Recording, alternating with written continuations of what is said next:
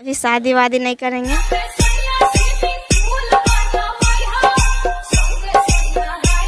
दोस्तों, आपके मन में एक सवाल चल रहा होगा कि प्रिया सुहानी शादी कब करेगी। इसी वीडियो में हम बात करने वाले हैं प्रिया सुहानी के बारे में। आई लव यू और कुछ कुछ भेजते रहते हैं कि ये गाना।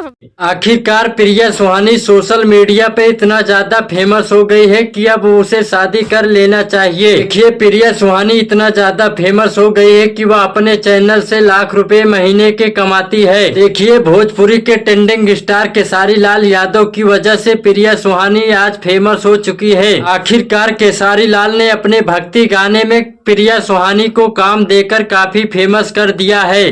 केसारी लाल प्रिया सुहानी को काम देकर अपने गाने में काफी ज्यादा वायरल कर दिया, जिससे भोजपुरी इंडस्ट्री में प्रिया सुहानी को लगातार काम मिल रहा है। प्रिया सुहानी के इतना फेमस हो जाने के कारण इन्हें स्टेज शो बुलाने के लिए 25 से 30 हजार रुपया लेती है एक स्टेज शो का। आखिरकार प्रिया सुहानी अपने यूट्यूब चैनल से हर महीने लाख रुपए से ज्यादा कमा रही है। देखिए, प्रिया सुहानी शादी कब करेगी, इसी वीडियो में प्रिया सुहानी खुद बता रहे। पहले इस वीडियो को देखिए। अभी शादी वादी नहीं करेंगे।